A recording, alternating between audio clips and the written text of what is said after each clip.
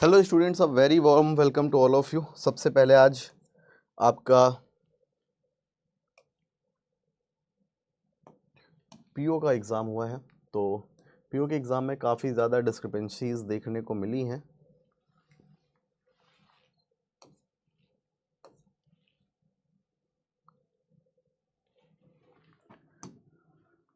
सबसे पहले मैं अगर बात कर लूँ तो बच्चा, आप अब जिस किसी भी अपकमिंग एग्ज़ाम्स की अगर आप तैयारी कर रहे हो तो आप बैंकिंग महापैक में एनरोल कर सकते हो। और बैंक महापैक आपका जो है 1 ईयर का सब्सक्रिप्शन के साथ वर आप पड़ेगा आपको 2999 का। इसमें आपके जितने भी अपकमिंग बैंकिंग एग्जाम्स और इंश्योरेंस एग्जाम हैं सभी के जो है बैचेस आपको मिलने वाले हैं।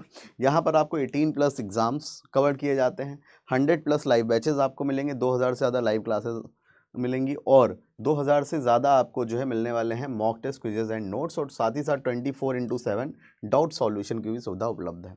बैंक एंड एसएससी महापैक आप 4699 में अवेल कर सकते हो और 24 मंथ का आप अवेल कर सकते हो 5799 में। साथ ही साथ रुद्रा 2.0 बैच जो आपका प्री प्लस मेंस का बैच है वो आप 1999 में, और एम 3.0 आप 1999 में यूज़ कर सकते हो। और साथ ही साथ अगर इसमें आप इस वाले बैच में IBPS फाउंडेशन बैच जो है अगर आप इसमें यूज़ करते हो IBPS 200, ध्यान से सुनिएगा, IBPS 200, तो आपको मिलेगा एडिशनल 200 रुपीज़ का डिस्काउंट।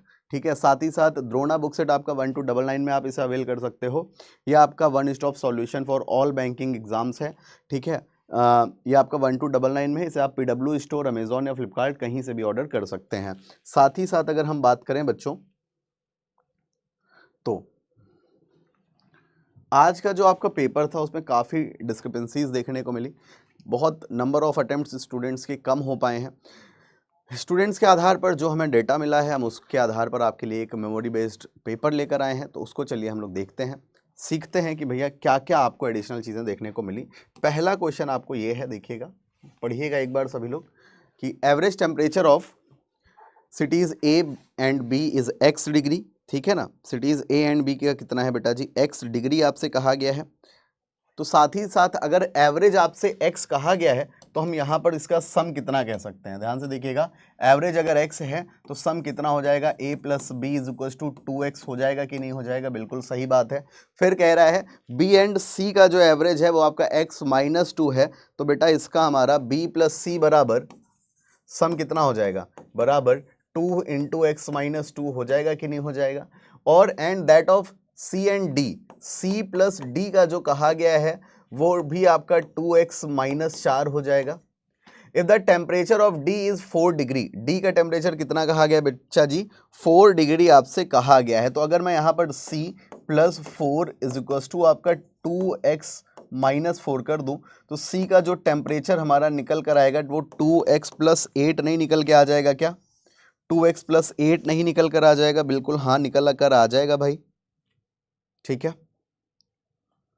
ठीक है भाई, अच्छी बात है। और अगर हम बात करें तो हमारा क्या हो जाएगा, यहाँ से ये वाली हमारी इक्वेशन हो गई 1, इसको हमने इक्वेशन का नाम दे दिया 2, इसको इक्वेशन अगर 3 कह देते हैं तो ये हमारी इक्वेशन क्या हो जाएगी बच्चा, 4 हो जाएगी। आपसे क्वेश्चन में क्या पूछा गया, यदि शहर ठीक है, नहीं, शहर ए का तापमान शहर ए से 4 डिग्री अधिक है। अच्छा, आपसे ये कहा गया है कि शहर डी का तापमान जो है वो शहर ए से 4 डिग्री कितना है, अधिक है। डी का मतलब इतना नहीं दिया गया, तो मतलब कि ये वाली कैलकुलेशन अपन लोगों ने क्या करी है, गलत कर दी है। डी का टेम्परेचर नहीं दिया गया है, डी का टेम्परेचर ए से जो कितना ज़्यादा है, 4 डिग्री ज़्यादा है। तो ए का टेम्परेचर कितना हो जाएगा, अगर मैं यहाँ से ए के टेम्परेचर की बात करूँ तो आपका 2x - b नहीं हो जाएगा क्या, 2x - b नहीं हो जाएगा क्या, बिल्कुल हो जाएगा भाई, है कि नहीं।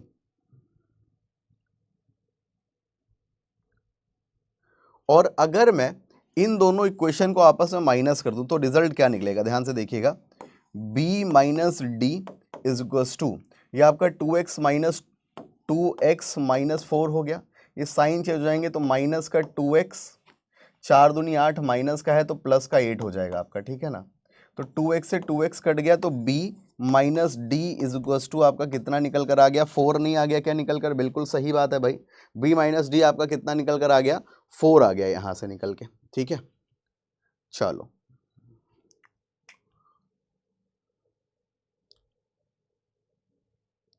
इतनी बात क्लियर हो गई आप सभी को, ठीक है भाई, अच्छी बात है। और हम क्या कह सकते हैं यहाँ से,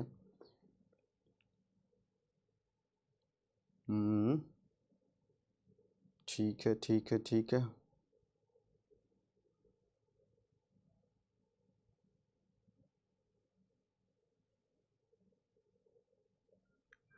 अगर मैं इसको और इसको माइनस कर दूं तो हमारा क्या होगा, देखिएगा, a माइनस बी, ठीक है, इसको हमने माइनस कर दिया तो हमारा क्या हो जाएगा, माइनस का b, सॉरी माइनस का नहीं, प्लस का b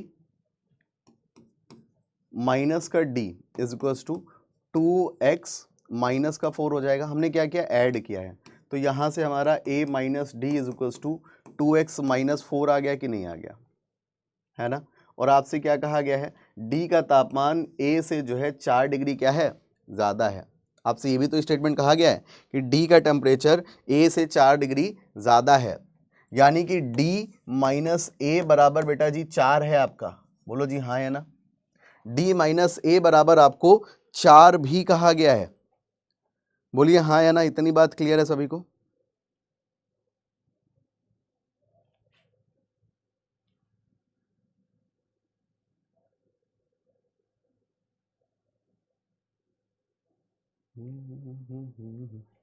इतनी बात सभी को क्लियर है, ठीक है। प्लस टी बराबर ए प्लस डी। अच्छा ये तो प्लस डी हो जाएगा ना, फिर आपका ये इधर आएगा तो ये प्लस डी हो जाएगा, तो हम क्या कह सकते हैं इसे, a प्लस डी बराबर 2x माइनस 4।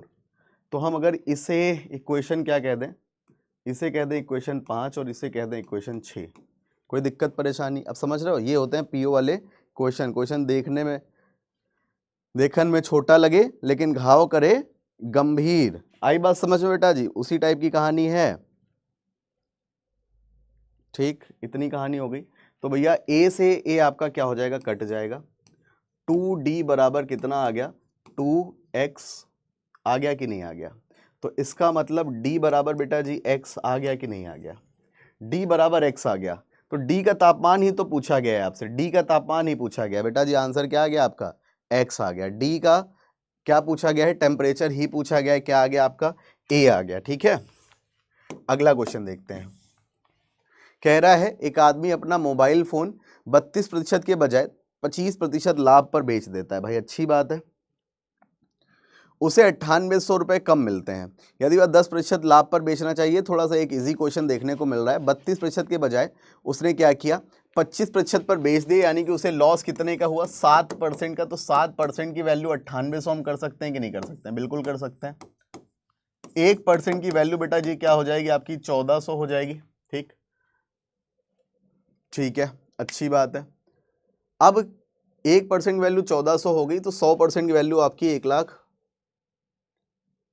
1,40,000 हो जाएगी, ठीक है। यदि वह 10% कम पर बेचना चाहता है, ठीक, 10% कम पर बेचना चाहता है, 10% कम लाभ पर बेचना चाहता है, यानी कि उसे कितने का लाभ होगा भैया, 15% का। कितने का लाभ होगा, 10% लाभ पर बेचना चाहता है, यानी कि 110। तो 110% इज इक्वल टू 11×4 44, 4 हासिल 4, 11×1 11 और 11×4 कितना हो गया, 15 हो गया।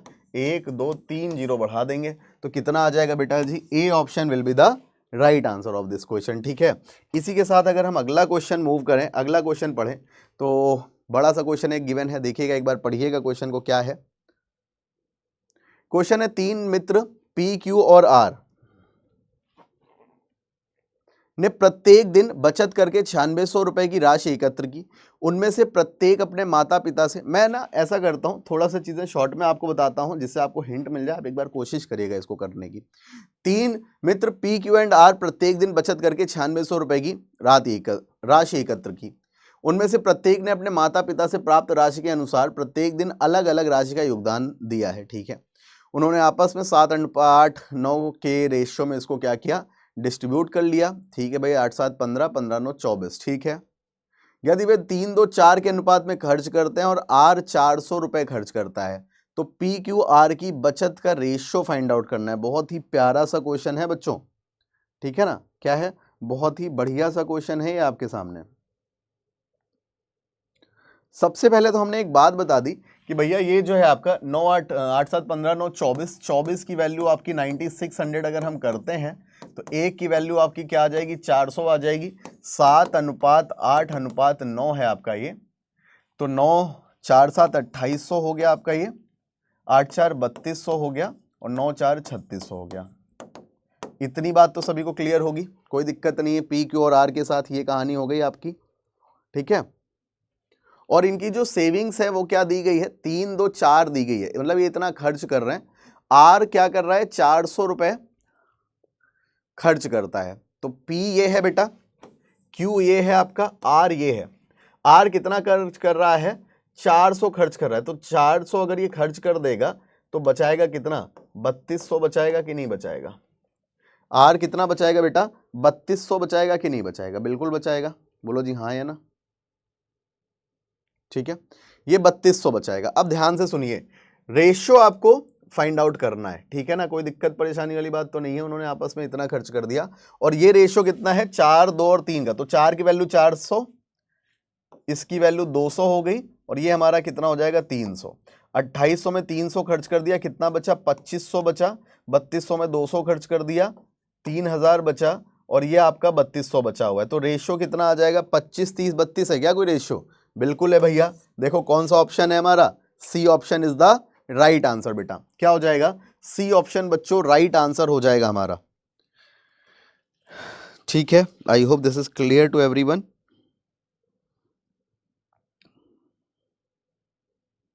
ठीक, आगे देखते हैं, थोड़ा सा ध्यान से देखिएगा।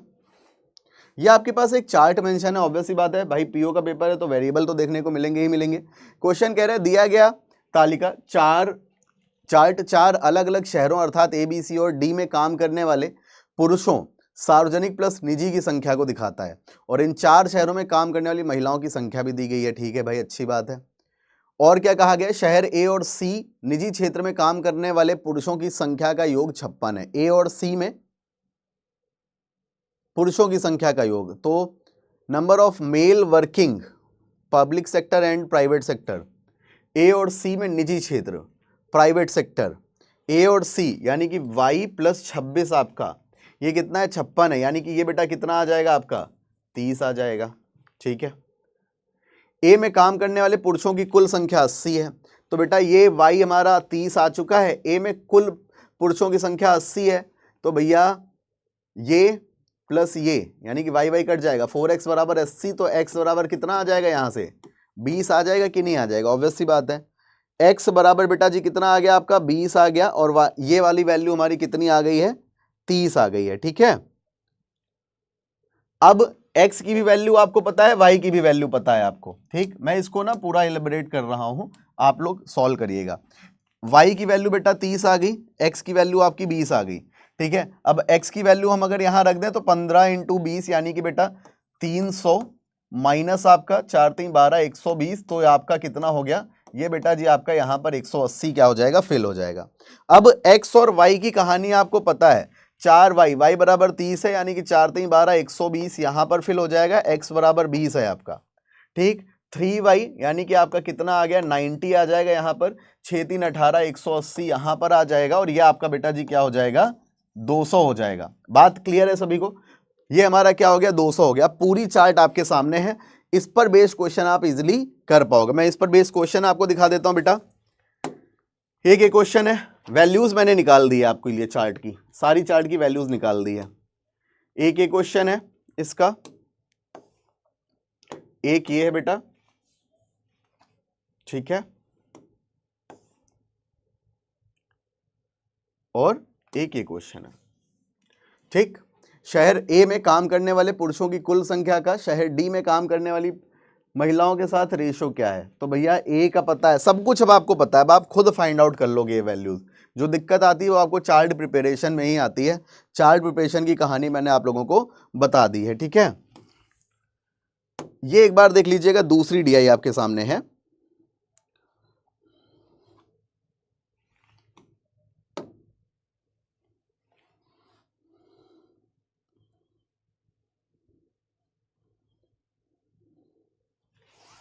ठीक है, तो आपके पास क्या है, 5 अलग अलग मॉल हैं। ठीक भाई, जीआईपी, पैसिफिक, एपेक्स, डीएलएफ और ईडीएम में खरीदारों की संख्या, ये सारे दिल्ली एनसीआर के हैं। ठीक है, अलग अलग खरीदार आपको मेंशन है। ठीक है भाई, अच्छी बात है, सिंपल सा डेटा दिया हुआ है। एक डीआई इजी भी आई थी आपकी। फिरोज मॉल, फिरोज मॉल तो है नहीं कहीं नीचे, लेकिन क्या कहा गया है, फिरोज मॉल में जीआई की महिलाओं की संख्या जीआईपी, एपेक्स और ईडीएम में खरीदारों की औसत संख्या के बराबर है। तो भैया जीआईपी कितना है, 720 है। देखो एपेक्स कितना है, एपेक्स है बेटा जी 540, और ईडीएम कितना है, 660। क्या है बेटा जी, इनका एवरेज 3 से डिवाइड होगा तो ये आपका 240 आ गया, ये आपका कितना हो गया, 180 हो गया, और ये आपका 220 हो गया, ये आपका 400, 640, यानी कि फीमेल कितनी है आपकी, 640 है। क्वेश्चन क्या पूछ रहा है, पुरुष खरीदार। अब 1040 है, तो भैया 1040 में अगर हम 640 माइनस कर दें तो कितना बचा आपका, 400 बचा कि नहीं बचा। तो कौन सा ऑप्शन आ गया आपका, सी ऑप्शन यहां पर आ गया कि नहीं आ गया, C option is the right answer my dear. ठीक,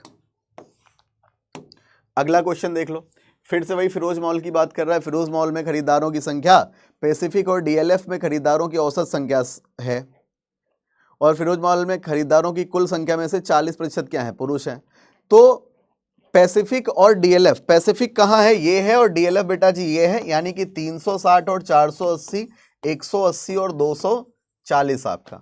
ठीक है ना, कितना हो गया ये आपका बेटा जी 420 हो गया। अब 420 का 40% पुरुष है, डीएलएफ में खरीदारों की औसत संख्या है। ठीक है, यदि फिरोज मॉल में औसत संख्या तो इतनी है, तो भैया इतना ही हो गया, तो 420 40% ही हो गया, 60% आप निकाल लो, फीमेल अगर पूछी गई है। 60% कितना हो जाएगा बेटा जी, देखो 6 दूनी 12, 2 हासिल 1, 6 4 24, 1 25, 252 है, बिल्कुल है ऑप्शन में। कहाँ है 252, ये देखो बेटा जी, है कि नहीं, ये आपका ऑप्शन में दिया हुआ है। ठीक,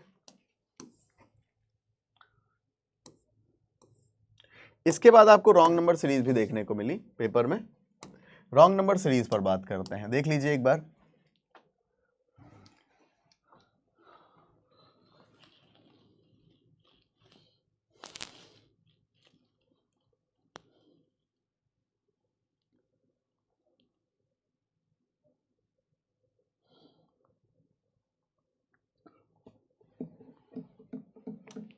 देखिए ये कितना इंक्रीज हुआ, 4 इंक्रीज हुआ, 9 5 14 हो गया आपका। ठीक है ना, 4 9 बढ़ा। यहां पर हम बात करें, 9 में 4 गया बचा 5, 3 में 1 गया बचा 2, 3 2 का स्क्वायर, 3 का स्क्वायर, 5 का स्क्वायर। ठीक है, 18 में 9 गया बचा 9, 7 में 3 गया बचा 4, 7 का स्क्वायर, 2 का स्क्वायर, 3 का स्क्वायर, 4, 2 का स्क्वायर, 3 का स्क्वायर, 5 का स्क्वायर, 7 का स्क्वायर। तो अगला हमारा 11 का स्क्वायर, यानी कि 121 होना चाहिए। तो ये 121 होना चाहिए भैया, 121 तो ऐड होके नहीं हो रहा, तो हमारा आंसर क्या हो जाएगा बेटा जी, 308 हमारा क्या हो जाएगा, यहाँ पर गलत आंसर हो जाएगा। 309 होना चाहिए वहाँ पे शायद, है ना, हाँ जी 309 क्या होना चाहिए, 308 गलत है, हो जाए कुछ भी। ठीक, आगे बढ़ते हैं, नेक्स्ट क्वेश्चन देखिएगा। 5 12 31 69 129 और 220 लिखा हुआ है आपका। यहाँ पे सीरीज फॉलो करें तो 7 5 12 होता है। ठीक है ना, 12 9 21, 10 31, 19 हो गया यहाँ पे। ठीक है, यहाँ पर बात करें तो 9 में से 1 गया बचा 8 आपका, 6 में से 3 गया बचा 3। इधर बात करते हैं, 9 में से 9 में से 9 गया 0, 12 में से 6 गया बचा आपका 6। यहाँ पर बात करते हैं, 10 में से 9 गया बचा 1, 11 में से 2 गया बचा 9 आपका। इतनी कहानी बेटा जी आपके पास लिखी हुई है। ठीक है भाई, अच्छी बात है। अब यहाँ पर हमें क्या करना पड़ेगा, कोई सीरीज फॉलो करानी पड़ेगी जो कि हमें अभी नहीं दिख रही है।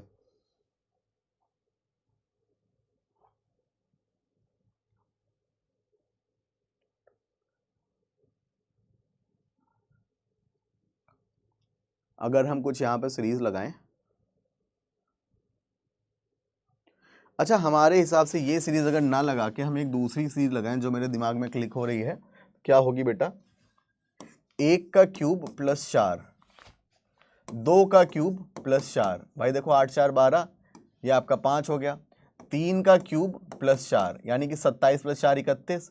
यहाँ पे क्या होगा 4 का क्यूब प्लस 4 यानी कि 64 प्लस 4 68 होना चाहिए। भाई 5 का क्यूब प्लस 4 129 हो रहा है, 6 का क्यूब प्लस 4 ये हो रहा है, तो भैया हमारा 68 क्या 69 क्या हो गया बच्चों, गलत हो गया। यहाँ पे बात क्लियर है सभी को? अगर बच्चा जी बात क्लियर है तो हम बढ़ते हैं अगले सवाल की तरफ। अगला सवाल आप सभी के सामने बहुत ही प्यारा सा लिखा हुआ है, एक बार देखिए और कोशिश करिए इस क्वेश्चन को करने की।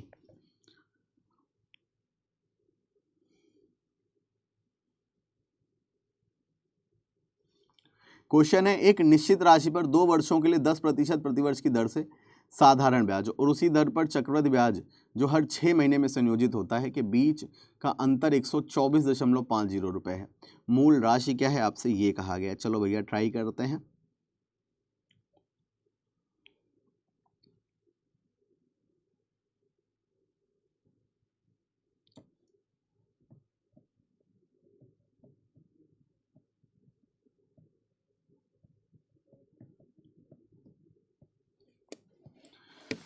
देखो मैं इसका जुगाड़ बता रहा हूँ, पूरा आप सॉल्व करेंगे।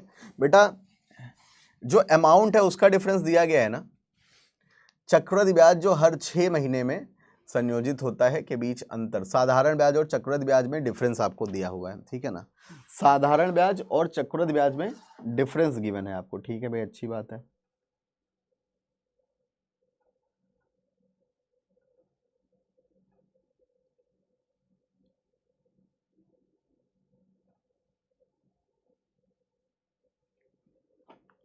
एक निश्चित राशि पर यानी कि प्रिंसिपल सेम है दोनों का, ठीक। ए बराबर क्या होता है, ए बराबर होता है भाई जब दोनों का प्रिंसिपल सेम है तो दोनों को अमाउंट कैलकुलेट कर लो ना, अमाउंट में डिफरेंस इतने का ही तो आएगा।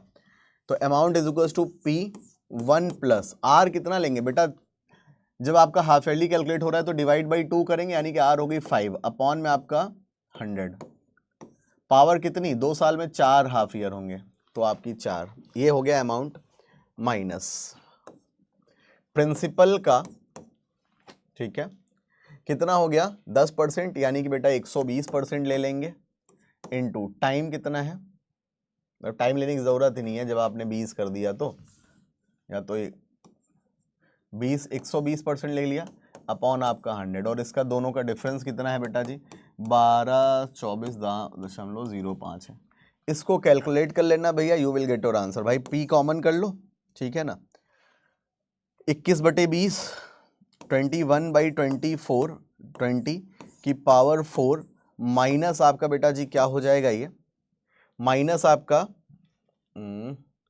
6/5 कर लो करना चाहो, बराबर आपका 124.05। You will get your answer, calculation है और कुछ नहीं है, ठीक है।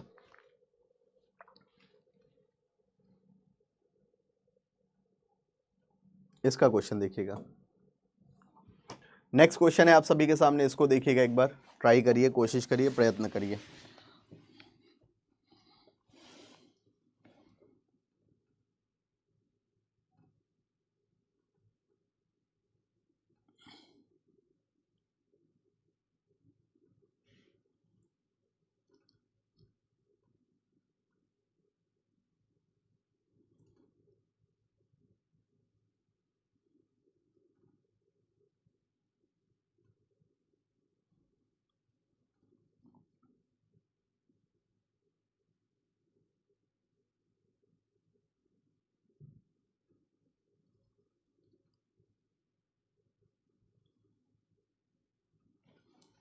देखिए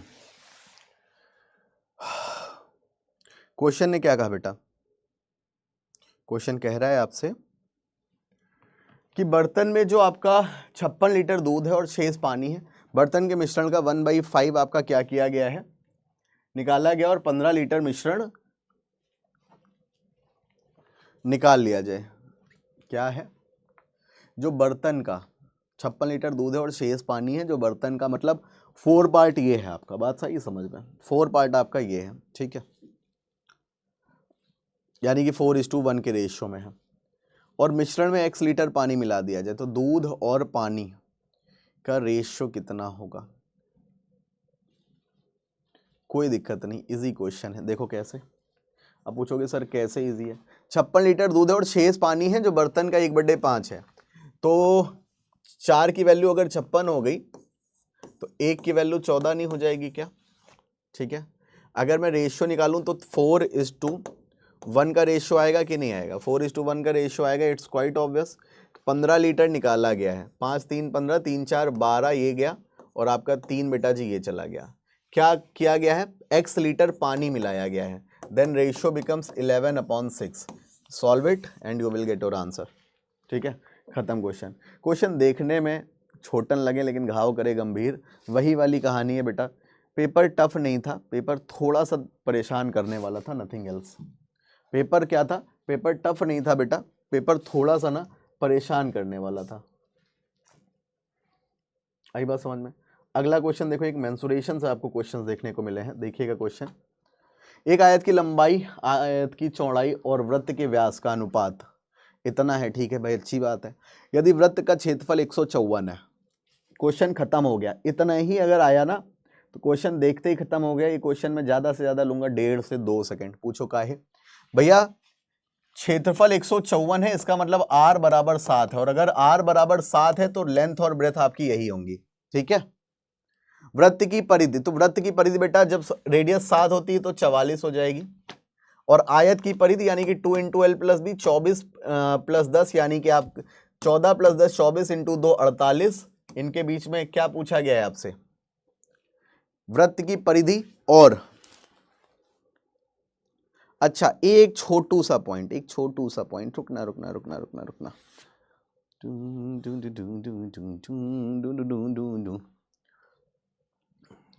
ये पता है, ये रेशियो आपको दिया गया है 2D का, 2D का रेशियो दिया गया है ना। तो यानी कि R कितना होगा? 3.5 होगा। R कितना होगा बेटा? 3.5 हो जाएगा। ठीक है ना, आई बात समझ में कि नहीं आई? व्यास का रेशियो है तो व्यास बेटा कितनी होगी? 14 होगी, यानी कि जस्ट डबल डबल है, यानी कि व्यास आपका कितना हो गया? 14 हो गया। ठीक है ना, तो ये आपका कितना हो जाएगा? 20, और ये हो जाएगा बेटा आपका 14 दूनी 28।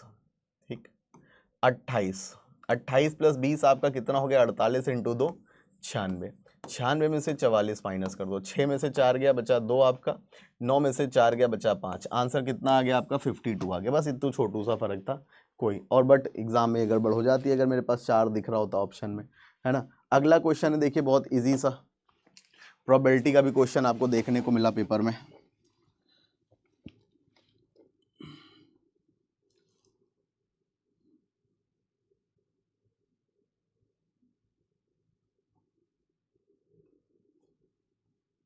जल्दी से बताइए क्या हो जाएगा?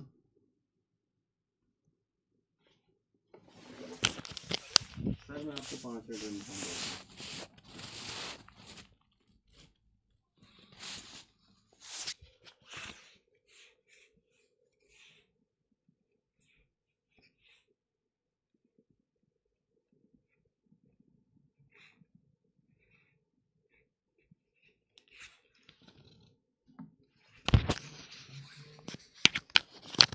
कह रहा है 52 पत्तों की एक गड्डी अच्छी तरह से फेंटी गई, गड्डी से 8 पत्ते क्या किए? निकाले गए आपके। ठीक है भाई, अच्छी बात है।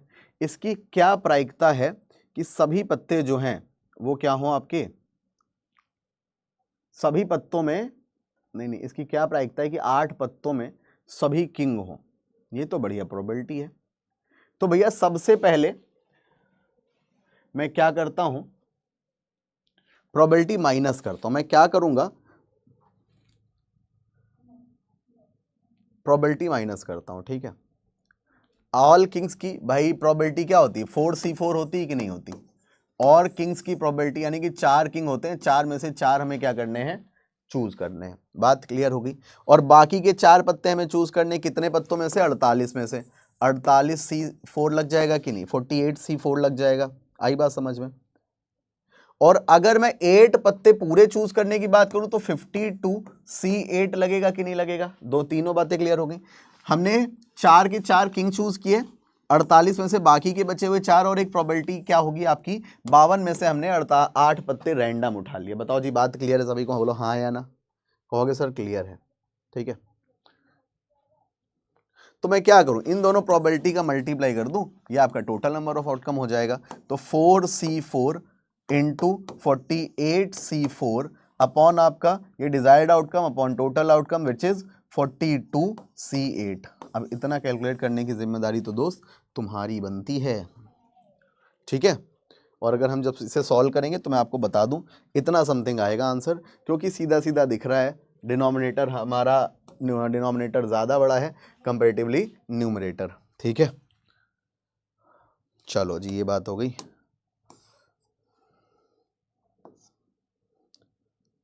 अब DI देख लीजिए, ये DI आपको caselet sorry I data sufficiency sorry, ये पढ़ लीजिए थोड़ा सा और मैं हिंदी में भी कर दूं। तो गांव बी में निरक्षर महिलाओं की संख्या निरक्षर पुरुषों से 40 अधिक है। गांव ए में निरक्षर महिलाओं की संख्या साक्षर पुरुषों की संख्या के बराबर है। गांव ए में साक्षर महिलाओं की संख्या 120 है। गांव ए में 40% साक्षर है। कथन 1 है वे। और फिर कथन 2 दिया गया है, गांव ए की कुल जनसंख्या 800 है और गांव ए और बी की जनसंख्या का अनुपात 4:5 है। ठीक है, ठीक है, ठीक है, ठीक है। अब देखो, दो स्टेटमेंट आपको दिए गए हैं, ठीक, दो स्टेटमेंट बेटा जी आपको दिए गए हैं और यहां से हमें फाइंड आउट करके बताना है कि भैया क्या होगा इनका आंसर, ठीक। तो ऐसे ही रैंडम आप इनको हमेशा कर सकते हो। कैसे कर सकते हो, देखो क्या पूछा क्या गया है,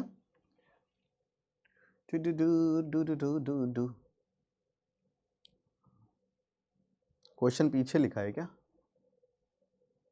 find the number of literate people in town B, ठीक है, find the number of literate people in town B.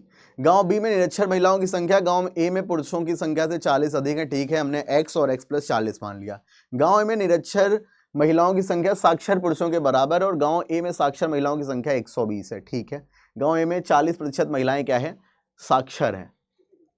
गांव ए में 40, तो भैया ए का रिलेशन ये 40% बराबर ये दिया गया है, साक्षर महिलाओं की संख्या 120 है, तो यानी कि नहीं हो जाएंगी। क्वेश्चन में आपसे क्या पूछा गया, इलिटरेट का शायद पूछा गया है, literate people in town B. तो भैया यहां से हम लोग literate people of town B नहीं निकाल पा रहे हैं, ए के बारे में ही सब कुछ निकाल पाएंगे।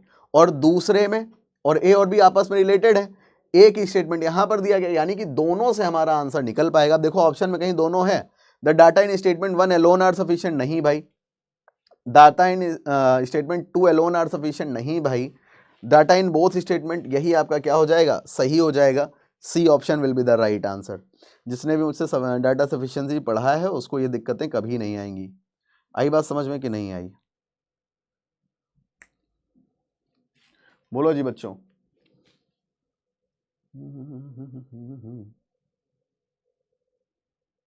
और मैं 2-3 क्वेश्चन मैं आपसे कहूंगा, एक बार ट्राई करना, ठीक है। एक ये आपको दी गई है, ये आपकी केसलेट है, ये केसलेट आपको करनी है, ठीक। बाकी मैं अपनी क्लास में इसको कराऊंगा कल। ये केसलेट है, SBI क्लर्क में मेंस के उसमें करा दूंगा मैं, ये कल वाला सेशन मिस मत करना, मतलब मंडे को जब हो, ठीक है। ये केसलेट है, इसे ट्राई करिएगा, इस पर बेस्ड ये क्वेश्चन है और ये क्वेश्चन है, इन दोनों को आप करिएगा एक बार, है ना, ठीक। आते हैं आज के सेशन के लास्ट क्वेश्चन की तरफ, एक बार इसे ट्राई करिएगा बच्चों।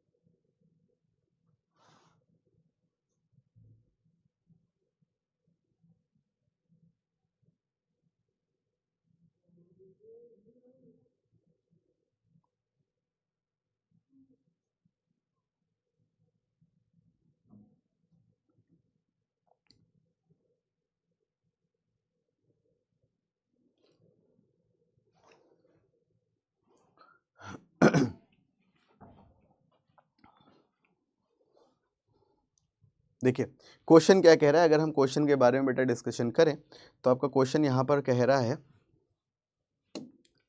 कि एक दुकानदार 25% की छूट दे रहा है, ठीक है भाई, अच्छी बात है छूट दे रहा है तो, लेकिन एक ग्राहक इस तरह मोलभाव करता है कि दुकानदार उसे 300 रुपये कम पर बेचता है जितना उसे बेचना चाहिए, ठीक है भाई, ये भी अच्छी बात है। यदि दुकानदार का लाभ 80% से घटकर क्या हो गया, 20% हो गया, तो वस्तु का यहां पर आपको क्या फाइंड आउट करना है बेटा जी, अंकित मूल्य यहां पर आपको फाइंड आउट करना है, ठीक है भाई, चलो जी फाइंड आउट करते हैं। ठीक है, 25% का डिस्काउंट दे रहा है। हम यहां पर एक काम करते हैं, अगर मैं कहूं कि एमआरपी इसका क्या हो गया, एक्स हो गया, और सीपी इसका बेटा वाई हो गया, डिस्काउंट एमआरपी पर दिया जाता है यानी कि 0.75, ठीक है, बात क्लियर है। उसको पहले कितने का प्रॉफिट हो रहा था, 80% का प्रॉफिट हो रहा था, तो 0.7x is equal to 1.8y हो गया कि नहीं हो गया, पहले जी ये बताओ, बात क्लियर है सभी को।